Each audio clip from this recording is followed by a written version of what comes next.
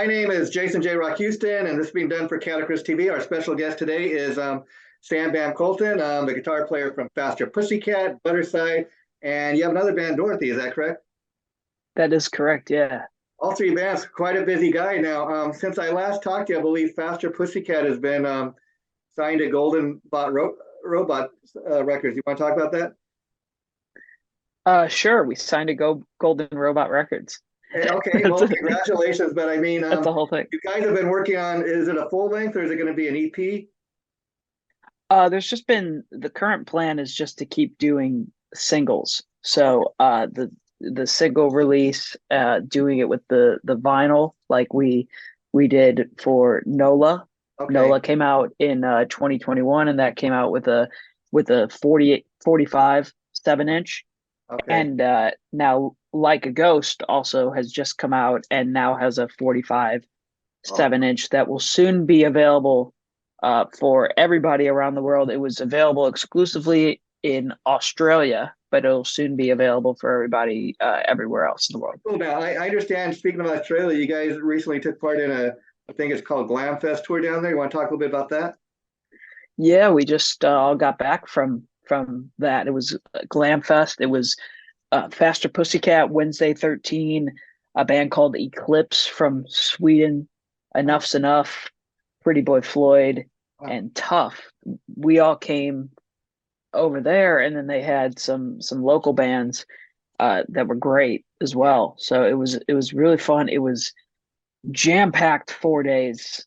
We got off stage at 12:30 a.m. and then had lobby call at like 4:15 a.m. and 3:45 a.m. And so it kind of was sleeping during the day. So, who was the headliner? Like, were you guys one of the opening bands, or were you one of the headliners? No, we were the headline. It was co-headline with Wednesday 13, but we played last every night. Oh wow, that's pretty cool. And, I tell you, I've always been a Faster Pussycat fan myself, and I think probably like a lot of people, I really love the debut album. It's funny, all these years later, that album just, you can never go wrong. It's one of those just killer debut albums, and at the same time, I think so many people have forgotten about it, if you know what I mean. And yet, it's a good thing that you guys are out there, touring, because I know when you do live shows, that's a good chunk of the set list is that debut album. Yeah, we try to, or at least when because I'm usually the one making the set list, so I try to make sure that it's got a little bit of everything represented, but it's all just, trying to make it as killer as possible, really. So, and the band's been touring. I mean, they haven't stopped touring. Yeah. I mean, they've, even though I've been in the band for the last 4 years or so, I mean, even before that, they've just always done their thing. So. Yeah, I mean, another track I always have really loved over years is off the third album, "Nonstop to Nowhere." I mean, that was all over MTV back in the day, and I love the video, I love the song, and it was kind of interesting at the time because that's when Tammy started dyeing his hair black and kind of had a newer, darker look. But that track, just was kind of such a throwaway track. Like it's what you guys are, glam rock. I don't know how you would describe Faster Pussycat, but to me, it had that classic sound that I first fell in love with. I'm a big fan of that song too. I love whenever we can get that squeezed into the set. It's a really fun one to play, and it's just a great song. And yeah, like you said, it really kind of encapsulates everything about the band. Mm-hmm. Just a cool song. Yeah, and then how long have you been in the band, Sam? And I was kind of curious, could you tell us the story of how you landed the Faster Pussycat gig? Sure. Yeah, I've been in the band 4 years now. So this summer, assuming whatever happens with touring this summer, will be my fourth go around the U.S. with them. And it came about in 2019 from their former lead guitar player, Ace Von Johnson, who is one of my best friends. He's basically like the older brother I'd never had.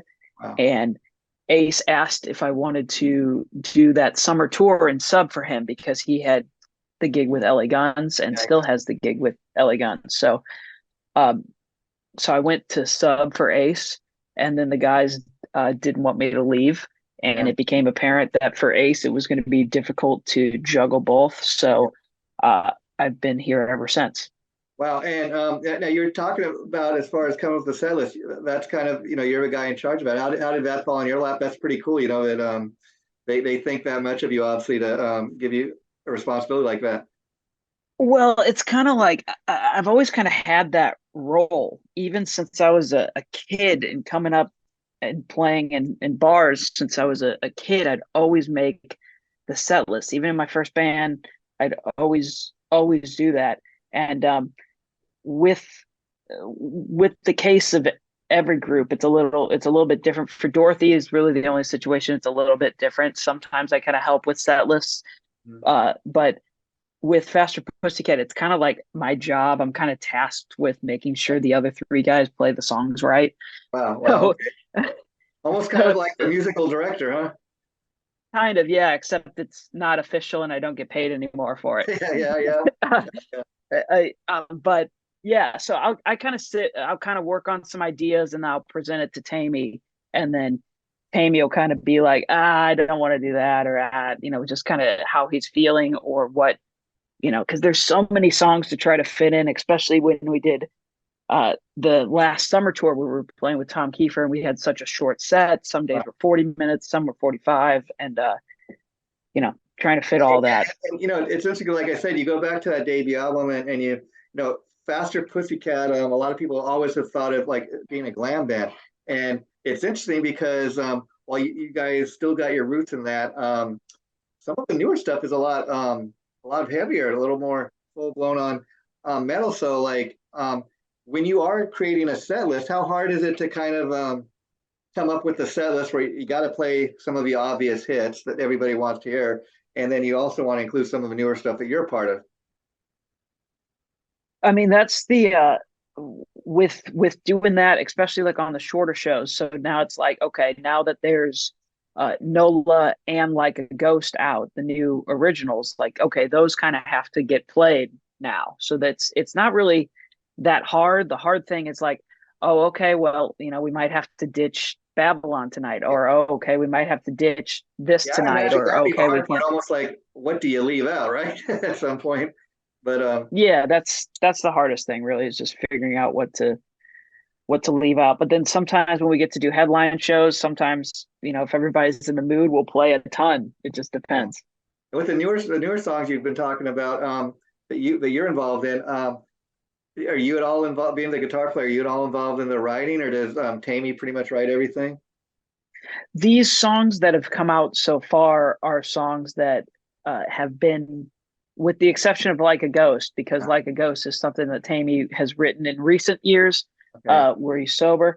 The like Nola was a song that had been sitting around for quite a while. Oh wow. I do like the structure of the song is written, but I definitely write parts. Like for Nola, I wrote the talk box part, which is Oh kind wow. of what got that song finally finished. Or Like a Ghost, a bunch of all the little lead things. I mean, I wrote, or Tammy and I sitting together, tracking stuff. We come up, it's like, oh, that's kind of cool. Okay, so that could be that thing.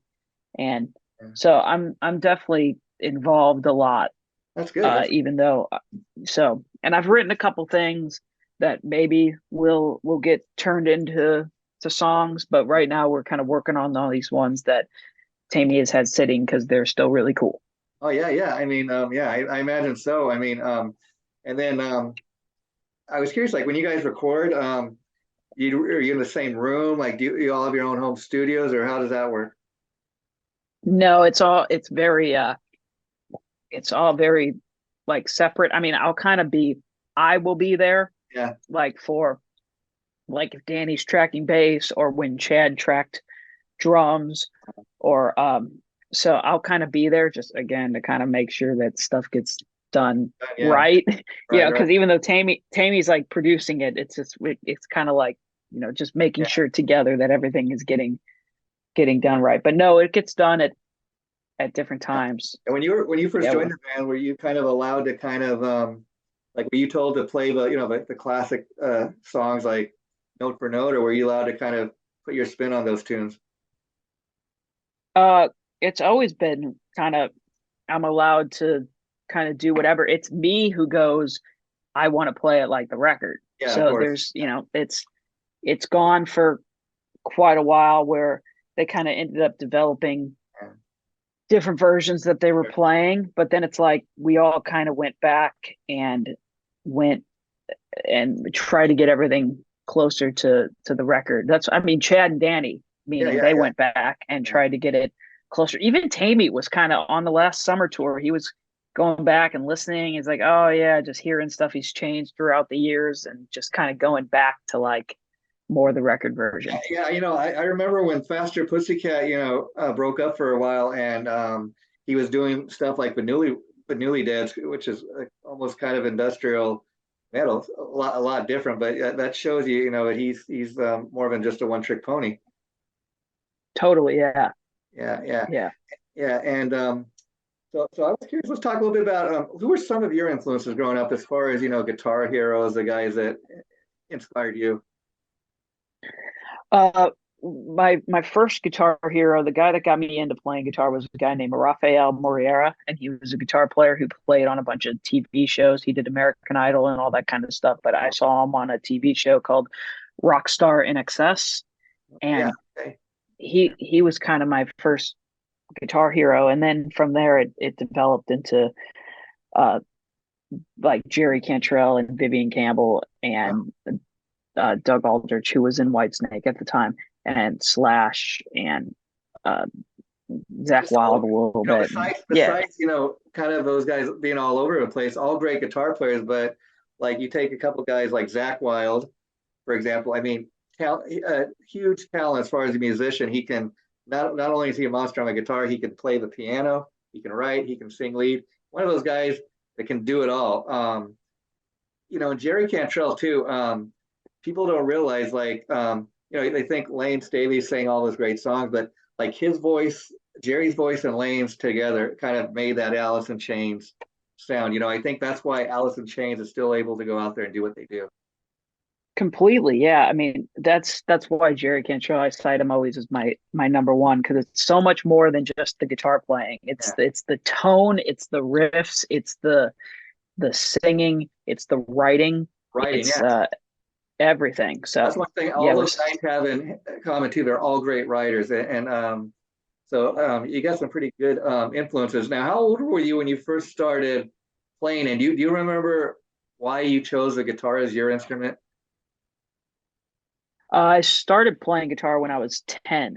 Oh, wow. And why I started, I don't know. I'd always liked music, and I think I always eh, thought, I don't know why it was guitar really. I guess I saw that TV show Kind of did. and with Yeah. Rafael Moreira playing all the different songs and just he I had want to hit every that, right? Yeah. well, Yeah. he had like every Gibson guitar imaginable, and I was like, oh, that's really cool. So Yeah. And what a cool story you have. I mean, you kind of you live in that dream now. I mean, that's got to be a great feeling. And we've been talking a lot about Faster Pussycat, but you're not just in one great band. You're in three great bands. I mean, other band I know I've talked to you about was Butterside, and talk about Patrick Stone, great songwriter. I mean, that's a band that once again, anytime they release a single, I know it's going to be good.